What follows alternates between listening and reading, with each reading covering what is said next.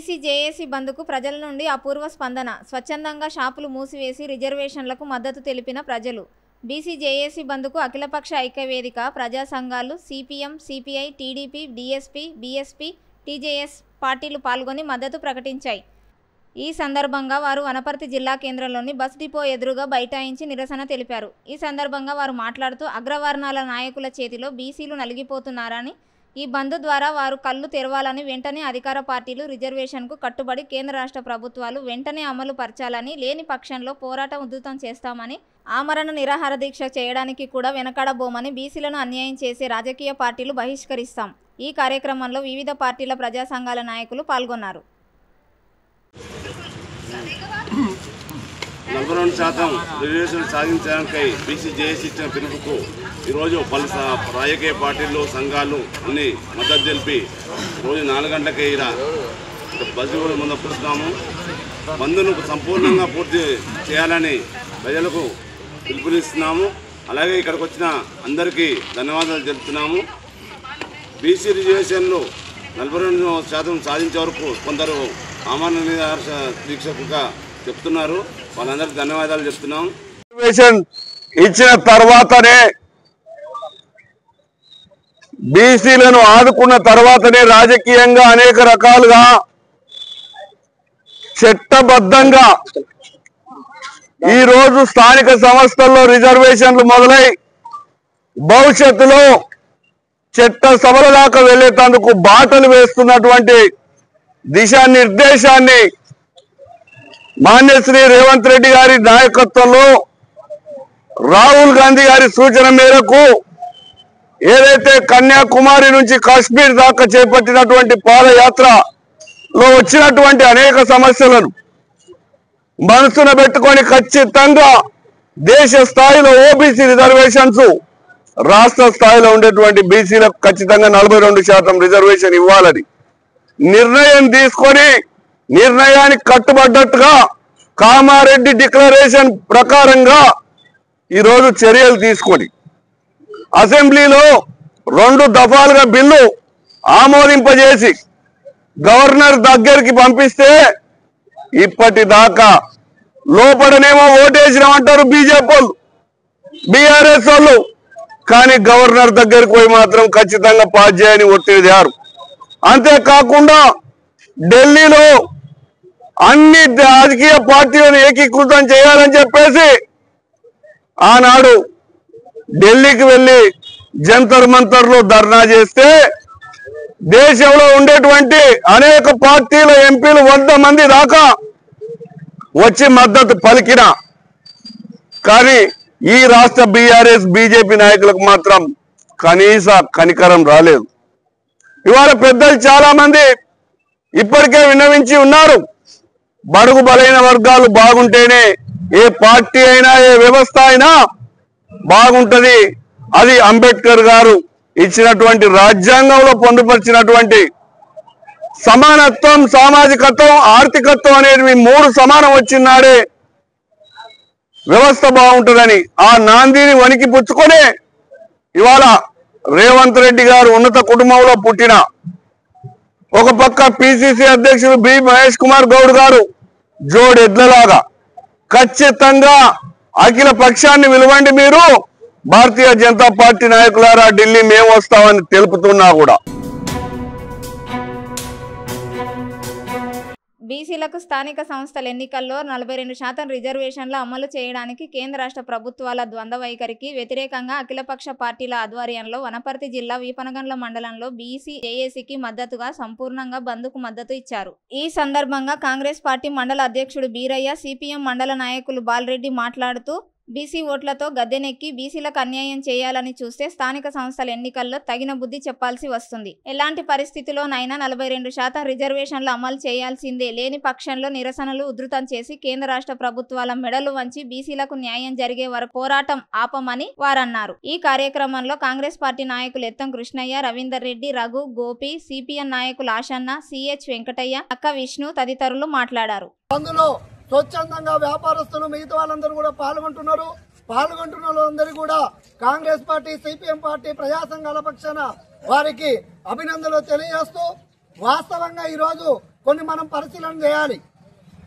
ఎంత పరిస్థితి అయితే ఈరోజు వాట్సాప్లో కానీ వేటి న్యూస్లో అవన్నీ కూడా చూస్తే ఎవరి మీద ఈ బంధు వాస్తవంగా బీజేపీ కూడా ఈరోజు మేము తెలంగాణ బంధుకు బీసీలకు సంబంధించినటువంటి దానికి మేము బంధుకు సపోర్ట్ చేస్తూ ఉంటుంది.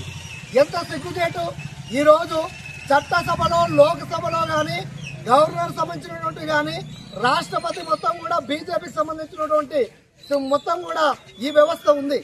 అలాంటి బీజేపీ పార్టీ ఈరోజు చేయాల్సింది 9th షెడ్యూల్లో చేర్చాల్సింది బీజేపీ కేంద్ర గవర్నమెంట్. అదేవిధంగా చట్టసభలో ఆర్డినెన్స్ తీసుకొచ్చి ఆమోదం చేయాల్సింది కేంద్ర బీజేపీ గవర్నమెంట్.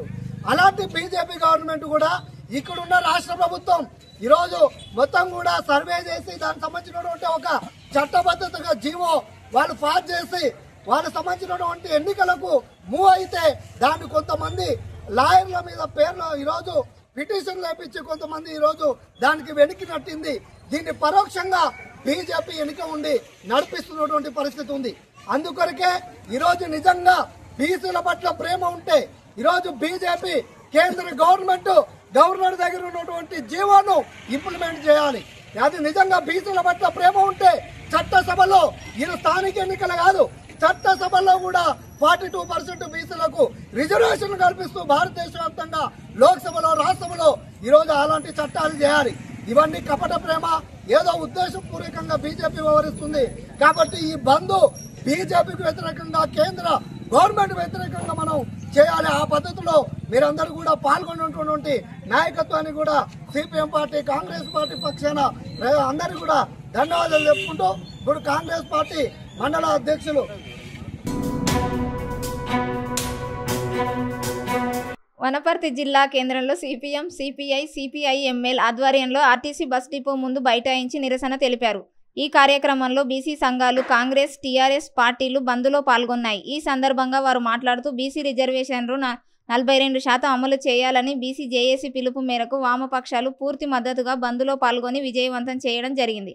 ప్రజలు స్వచ్ఛందంగా బంద్లో పాల్గొని మద్దతు తెలిపారని, రాష్ట్ర ప్రభుత్వం అసెంబ్లీలో బిల్లు ప్రవేశపెట్టి ఏకగ్రీవంగా ఆమోదం తీసుకుని 6 నెలలు దాటుతున్నా కేంద్ర ప్రభుత్వం ఆమోదించలేదని, కేంద్ర ప్రభుత్వం ద్వంద్వ వైఖరి వీడాలని, బీసీలకు వ్యతిరేకంగా ఉన్న బీజేపీ బంద్కు మద్దతు ఇవ్వడం సిగ్గుచేటని విమర్శించారు.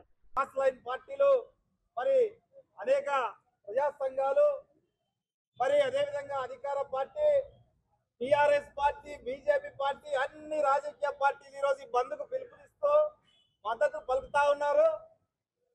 ఈ మద్దతు పలుకుతున్నటువంటి రాజకీయ పార్టీల యొక్క విధి విధానాలను, వారి యొక్క ఆలోచన విధానాలు ఈ తెలంగాణ యావత్ బీసీ వర్గాలంతా కూడా చూస్తా ఉన్నాయి. ఎందుకంటే తెలంగాణ అసెంబ్లీలో 42% అమలు చేస్తానని చెప్పేసి రాష్ట్ర ముఖ్యమంత్రి గారు మరి ఏదైతే బిల్లు ప్రవేశపెట్టాడో ఆ బిల్లు అది ఏ రూపంలో దీన్ని అమలు చేసుకోవాలని చెప్పేదాన్ని పక్కకు పెట్టి కేవలం అమలు కోసం పెట్టిండ్రు. మా కాంగ్రెస్ పార్టీ అమలు చేస్తామని చెప్పన్నారు. కానీ ఈ రాష్ట్రంలో అసెంబ్లీలో ఏదైతే ప్రవేశపెట్టినప్పుడు ప్రధాన పార్టీలైనటువంటి టిఆర్ఎస్ పార్టీ కానీ అదేవిధంగా బీజేపీ పార్టీ కానీ ఈ బిల్లు ఇక్కడ ప్రవేశపెడితే పరిష్కారం కాదు, దీని మార్గం పార్లమెంటులో ఇది అమలు కావాలి, దీనికి ఆర్టికల్ చట్టం రావాలి, ఈ రాష్ట్ర గవర్నర్ దీనికి సంతకం పెట్టాలి, మీరు ఓన్లీ అసెంబ్లీలో పెడితే కాదని అక్కడ ఎవరు ఖండించలేదు. బీజేపీ మేము సరే అన్నారు, మరి టిఆర్ఎస్ సరే అన్నది, కాంగ్రెస్ మరి అమలు చేస్తానన్నది. తీరా చూస్తే గవర్నర్ తో సంతకం ఆగిపోయింది. దీనికి అంత కారణం ఏంది అని చెప్పేసి ఆలోచిస్తా ఉన్నారు రోజు ప్రజలు. కాబట్టి బీసీ వర్గాలకు ఇది కొత్త ఏం కాదు. మనం గతంలో ఈ భారతదేశంలో మరి తెలంగాణ రాష్ట్రం ఉమ్మడి ఆంధ్రప్రదేశ్ లో 1966లో కూడా కాసు బ్రహ్మానంద రెడ్డి ఉన్నప్పుడు ఒకసారి ఇది వేదిక మీదకి వచ్చి అప్పుడు 25% ఐఏఎస్ అనంతరాములు ఆధ్వర్యాన ఒక కమిషన్ వేసి పరిశీలిస్తే 25% ఆ రోజు 66లో వస్తే అది మళ్ళీ కోర్టులు కొట్టేసినాయి. ఆ తర్వాత మళ్ళీ 85లో ఎన్టీ రామారావు ముఖ్యమంత్రి ఉన్నప్పుడు ఇది మళ్ళీ వేదిక మీదకి వచ్చింది. అది మళ్ళీ ఒక 44% నేను బీసీల కోసం అని చెప్పేసి ఎన్టీ రామారావు అధికారంలోకి వచ్చి ఉమ్మడి ఆంధ్రప్రదేశ్ లో అది కూడా మళ్ళీ ఒక సంవత్సరం తర్వాత కోర్టులు కొట్టేసినాయి. అంటే కోర్టులు ఎందుకు కొట్టేస్తున్నాం అన్నది రాజకీయ పార్టీలకు స్పష్టంగా తెలుసు. ఈరోజు కేవలం అసెంబ్లీలో ప్రవేశపెడతారో ఆ రాజకీయ పార్టీలు ప్రకటిస్తారో ఈ బీసీలకు చట్టం రాదని తెలిసి కూడా ప్రకటిస్తా ఉన్నారు. కాబట్టి ఈరోజు 100కి 50 నుంచి 60% ఉన్నటువంటి బీసీలకు చట్టం చేయడానికి పాలక వర్గాలు నిర్దిష్టమైనటువంటి ఆలోచనలో లేరు అనేది మనం గమనించాలి. ఎందుకంటే భారత రాజ్యాంగం రాసినటువంటి రాజ్యాంగ నిర్మాత డాక్టర్ బాబాసాహెబ్ అంబేద్కర్ అనేక ఆర్టికల్లో భాగంగా ఈరోజు ఎస్సీలకు రిజర్వేషన్లు చేశారు. ఆ ఎస్సీ రిజర్వేషన్లలో ఎవరికి ఇబ్బంది లేదు, దాన్ని ముట్టుకునే పరిస్థితి లేదు ఈరోజు. కానీ ఈరోజు బీసీలకు సంబంధించి సరైన చట్టం చేయలేని పరిస్థితులు ఉన్నారు.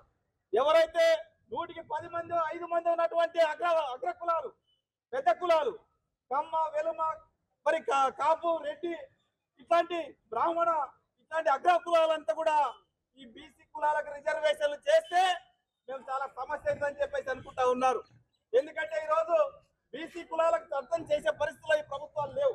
కేవలం మాటలకు పరిమితం చేసి ప్రజలను మభ్యపెట్టే పద్ధతిలో ఉన్నారు తప్ప వాస్తవమైన చట్టాలు చేయడం లేదు. ఈరోజు రాష్ట్ర వ్యాప్తంగా ఇది ఏం చేస్తే ఈ ఆర్టికల్ వస్తుందని చెప్పేసి తెలిసి కూడా రాష్ట్రానికి కాలయాపన చేస్తూ ఎన్నికల నోటిఫికేషన్ ప్రకటించి మరి ఈరోజు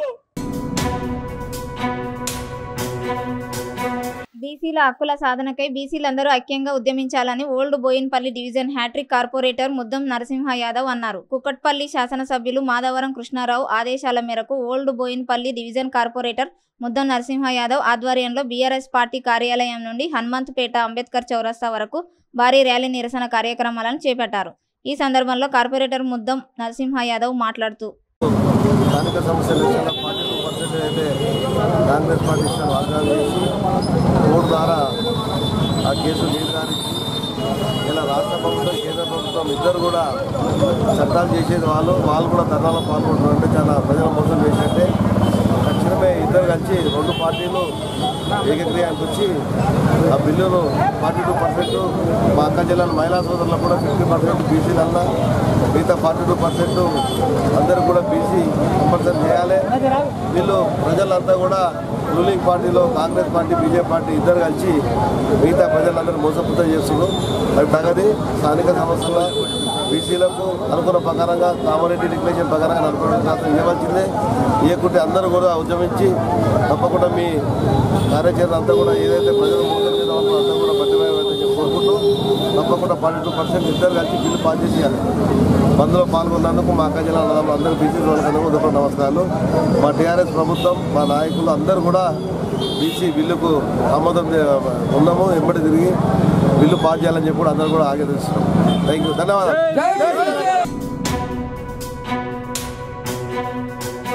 బీసీ రిజర్వేషన్ అమలు కాదని స్వయంగా ముఖ్యమంత్రి రేవంత్ రెడ్డి నిండు అసెంబ్లీలో చెప్పారని తెలిసి కూడా బీసీలను మోసం చేస్తున్నారని మల్కాజ్గిరి పార్లమెంటు సభ్యులు ఈటెల రాజేందర్ అన్నారు. తెలంగాణ బంద్ సందర్భంగా జూబ్లీ బస్ స్టేషన్ దగ్గర ఎంపీ ఈటెల రాజేందర్ ఆధ్వర్యంలో నిరసన కార్యక్రమానికి board nominated member Banuka Narmada Mallikarjun, corporator Kantham Deepika, BJP party senior నాయకులు తదితరులు ధర్నాలో పాల్గొన్నారు. ఈ సందర్భంగా ఈటెల రాజేందర్ మాట్లాడుతూ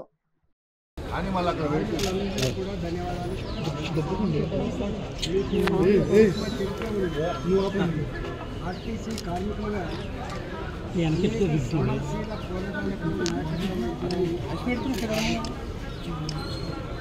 పోరాటాలకు కొన్నిసార్లు దబాయింపులు వచ్చినప్పటికీ, కొన్ని ఇబ్బందులు కలిగినప్పటికీ అనేక మంది హక్కుల కోసం తమ ప్రాణాలు జరగకుండా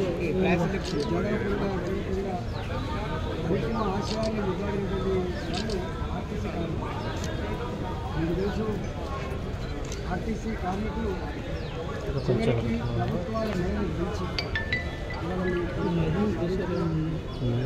ఇలాంటి ఆర్టీసీ తెలంగాణ ఉద్యమంలో ఎప్పటి గుర్తు దసరా పండుగ అంటే ఆర్టీసీకి ఒక పండుగ. దాదాపుగా ఒక నెలలోనే ఆర్టీసీకి అనేక కోట్ల రూపాయల ఆదాయం తెచ్చిపెట్టే సందర్భంలో మాకు మా జీవితం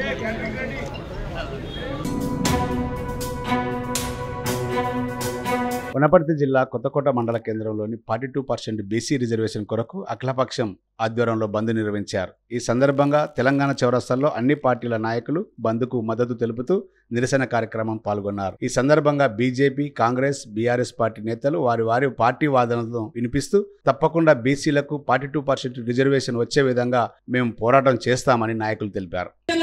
ఈ రాష్ట్ర ప్రభుత్వం ఫిల్ చేసింది, ఎంతమంది బీసీ సోదరులకు ఇచ్చిందో ఒకసారి చెప్పాల్సిందిగా ఈ రాష్ట్ర ప్రభుత్వాన్ని నేను అడుగుతున్నా. తేనె తెట్టెను లేపిండ్రు. నియంతల యొక్క అభిప్రాయం ఏముంటదంటే పరిపాలన చేతగాకపోతే ఆందోళనలు సృష్టించాలనేటువంటి ఆలోచన నియంతల మనస్తత్వం ఉంటది. ఈ రోజు ఈ రాష్ట్ర ప్రభుత్వం యొక్క మనస్తత్వం కూడా అదే కనిపిస్తుందని నేను ఈ సందర్భంగా చెప్పదలుచుకున్నాను బీసీ సోదరులకు. అంతేకాకుండా మిత్రులారా, మనం 55% ఉన్నాం. ఈ రాష్ట్ర మంత్రివర్గంలో ఎంతమంది బీసీ సోదరులు ఉన్నారో ఒకసారి ఆలోచన చేయాల్సినదిగా నేను మనవి చేస్తున్నాను. తెలంగాణ కోసం ఏ విధంగా పోరాటం చేసిందో మనకు అంతా తెలుసు. గ్రామాల సైతం కుల మతాలకు అతీతంగా కూడా అందరూ కూడా వచ్చి తెలంగాణ కోసం పోరాటం చేసిండు. ఆ రోజు ఆదినాయకుడు కేసీఆర్ గారి నాయకత్వంలో ఆ రోజు చావు వరకు అయితే కూడా ఆ రోజు ఎవరు కూడా పట్టించుకోలే. అందరూ కూడా అన్ని పార్టీల వాళ్ళు కూడా తెలంగాణ రావాలని చెప్పి సాధించినందుకే ఈ రోజు తెలంగాణ వచ్చింది.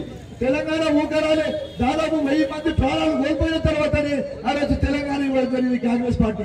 ఇప్పుడు కూడా బీజేపీ ప్రభుత్వానికి, బీజేపీ నాయకులకు మేము హెచ్చరిస్తున్నాం.